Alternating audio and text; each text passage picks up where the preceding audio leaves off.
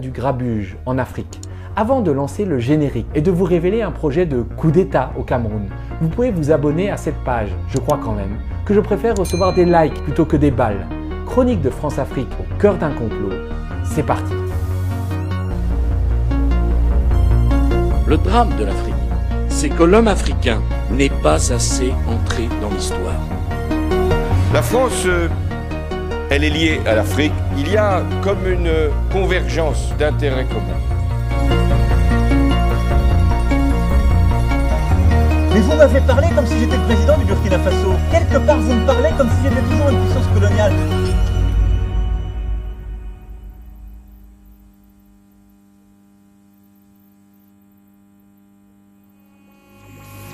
Le Cameroun est menacé de 1000 dangers. Déjà, à l'intérieur du pays, on a la guerre oubliée dans la zone anglophone, Boko Haram qui menace le nord, et surtout un vieil autocrate de 92 ans, Paul Biya, qui vient d'écraser les Camerounais pendant près d'un demi-siècle. Et ça encore, c'est peut-être pas le plus grave, parce que pour Biya, après lui, c'est le déluge au Cameroun. Le pays semble sur le point de sombrer dans l'abîme et de se déchirer entre les clans qui entourent le président et qui rôdent déjà autour du pouvoir, comme des charognards autour d'une proie.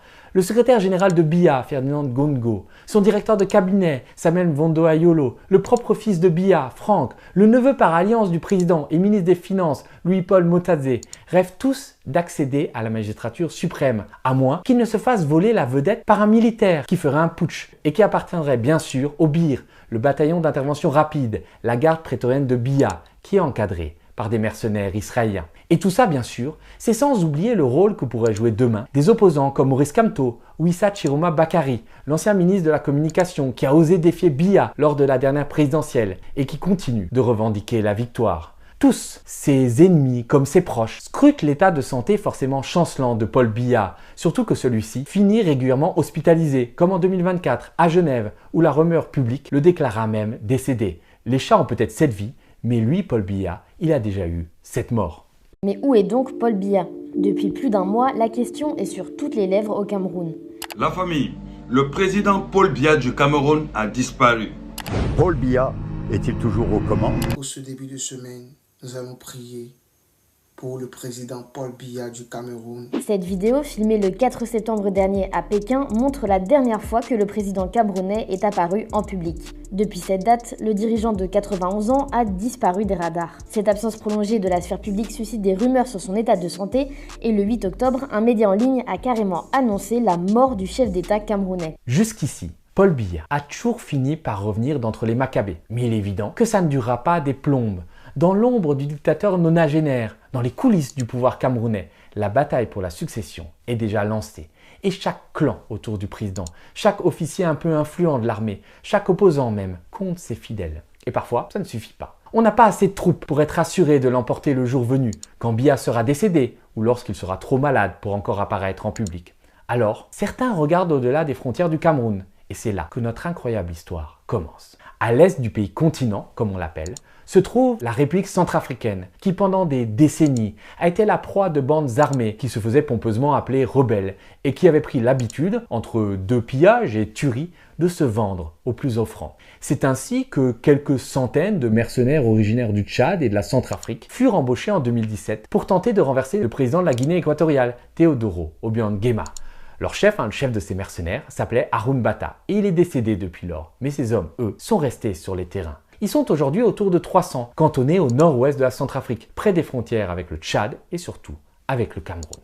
Il y a quelques mois, je vous avais raconté comment ce même petit groupe rebelle s'était allié au seigneur de guerre centrafricain Armel Sayo, qui voulait s'emparer du pouvoir à Bangui et virer le président Faustin Archange Touadéra. Mais la particularité de ces mercenaires, c'est qu'en plus d'être des combattants aguerris, ils ont des appuis à Paris.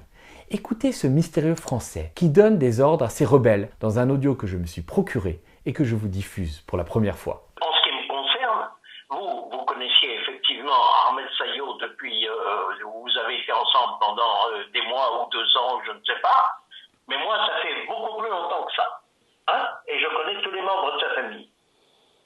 Et j'étais là également, et tout est parti de mon bureau pour liquider vos idées. Alors s'il vous plaît. Je vous écoute. Alors, je vous demande de vous organiser pour remettre l'argent. J'espère que je suis clair. Vous savez que c'est de l'argent destiné La personne qui... des armée, si ce n'est pas remis, vous savez très bien ce qui va arriver.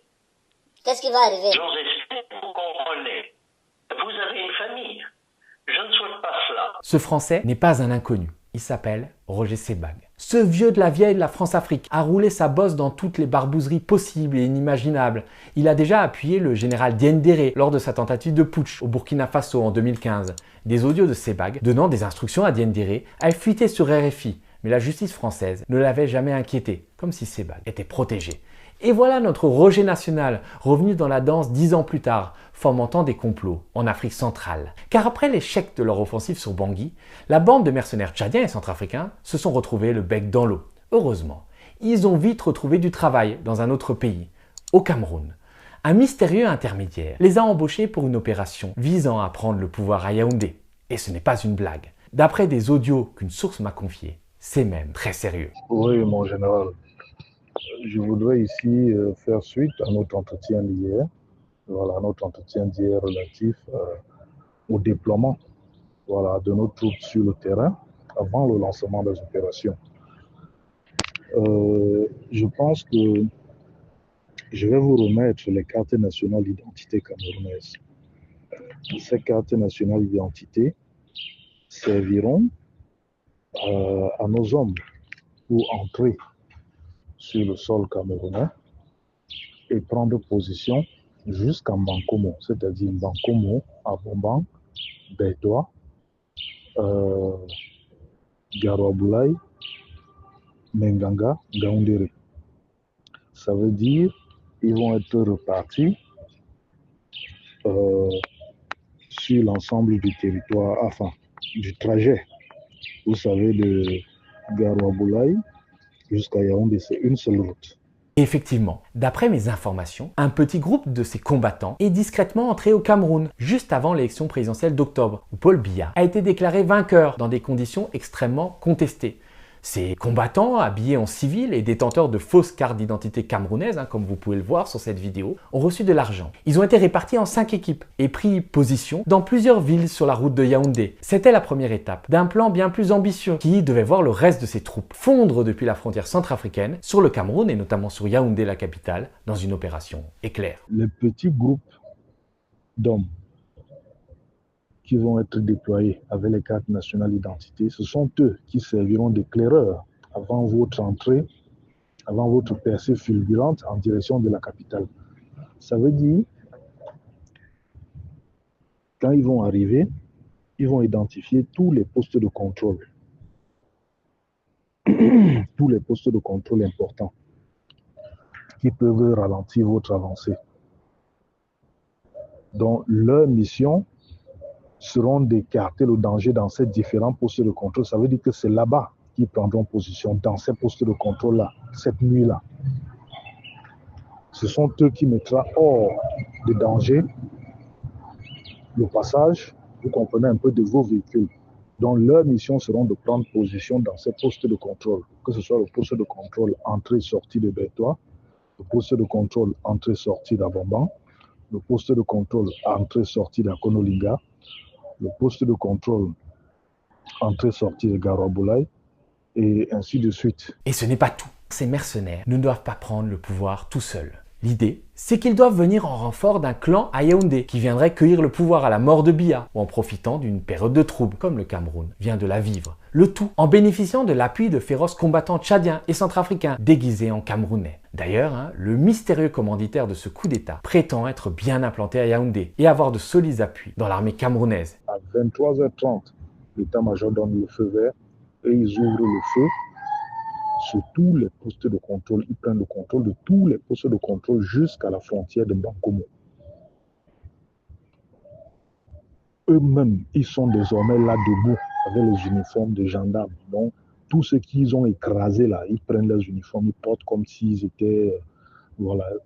Et ils ouvrent toutes les barrières. Ils se rassurent que la voie est libre parce que les pick-up, les renforts, vos pick-up et renforts, les blindés viendront à grande vitesse pour foncer en direction de la capitale. La première unité qui serait devant, c'est celle qui part en direction de Yaoundé, de la capitale. parce que celle-là doit être la plus puissante, la plus équipée, la plus armée et la plus nombreuse. Ceux maintenant qui vont s'arrêter à Bertoua, eux, ils seront en deuxième position. Parce que les combats seront rudes du côté de Bertoua. Quand je me suis retrouvé au Cameroun en reportage fin octobre, et alors même que mes sources me disaient que l'attaque prévue était imminente, j'ai voulu savoir qui était ce mystérieux intermédiaire camerounais et qui était vraiment derrière cette tentative de putsch. Savoir quel était le rôle exact de ces barbouzes français, notamment de ce Roger Sebag, qui semble cornaquer la bande de rebelles stationnée en Centrafrique. Et je peux vous dire que cet excès de curiosité, finalement classique chez un journaliste, a failli m'envoyer 6 pieds sous terre. Alors bon, le scénario, il n'est pas exceptionnel, c'est pas vraiment digne d'un roman de Ian Fleming. Le mystérieux intermédiaire, qui avait embauché les mercenaires, m'avait donné un rendez-vous un soir tard, dans un quartier pas très safe de Douala, et j'ai eu l'idiotie de m'y rendre. Surtout que les rues étaient désertées à cause des manifestations des jours précédents, qui avaient été durement réprimées par les forces de l'ordre. La seule chose qui m'a sauvé la vie, c'était que mes agresseurs, ils étaient au nombre de 3, dont un était armé d'un pistolet, ne savaient pas que j'étais un blanc un peu baroudeur et que j'avais pris une moto-taxi. Mes bourreaux ont cru que j'étais dans la voiture qui se trouvait juste devant moi, ce qui a laissé le temps au taxi-moto que j'avais pris de faire demi-tour à toute allure en croyant être tombé sur des braqueurs. Si tu vois la vidéo, l'ami, sache que je te dois une fière chandelle. D'ailleurs, c'était visiblement le plan de faire croire que j'aurais été victime d'une agression crapuleuse, un grand classique au Cameroun, où on aime à se débarrasser des gêneurs en les faisant assassiner lors d'une agression nocturne ou d'un cambriolage. Souvenez-vous du théologien protestant français Éric de Putter, tué en 2012, ou même du journaliste Martinez Zogo, assassiné plus récemment en 2023. Alors je crois que j'ai eu une chance de cocu et j'ai pu rentrer en France où j'ai quand même continué à être menacé de mort par l'armée numérique du régime Biya. Mais plus inquiétant, mes comptes sur les réseaux sociaux ont été victimes de tentatives de hacking, comme si on ne voulait pas que cette affaire sorte au grand jour. La Fédération européenne des journalistes a d'ailleurs émis une alerte à ce sujet et j'ai porté plainte. Je voulais vous raconter cette histoire, avec toutes ces zones d'ombre que je n'ai pas réussi à comprendre. Mais ne dit-on pas que lorsqu'on croit avoir compris quelque chose au Cameroun, c'est que l'on n'a rien compris. Je ne crois pas être le seul à être dans le doute. Lorsqu'il a appris que des combattants tchadiens étaient embarqués dans cette sale affaire de tentative de coup d'État, le président du Tchad, Mamad Déby Itno, a cherché à en savoir plus. Et il a fait demander à Issa Chiroma Bakary, l'opposant, par l'intermédiaire d'un ancien ministre de la sécurité tchadien, si Chiroma était derrière tout ça. Ce à quoi l'opposant a répondu que c'était pas lui, que les mercenaires opéraient de toute façon hors de sa zone d'influence qui se situe au nord du Cameroun, plutôt du côté de Garoua. Le complot serait alors fomenté par un membre du clan Biya qui voudrait prendre l'avantage sur ses rivaux. Mais lequel? Mystère et boule de gomme. Quoi qu'il en soit, la grande majorité des Camerounais vivent aujourd'hui dans une double terreur. La terreur du moment, incarnée par le régime de Biya, qui n'hésite pas à faire taire toute voix dissidente. Et aussi la terreur du lendemain, où on sait que des éléphants n'hésiteront pas à faire couler le sang et à saccager la terre pour régner à leur tour sur le Cameroun. Et ce, avec la complicité de puissances étrangères, et notamment de la France.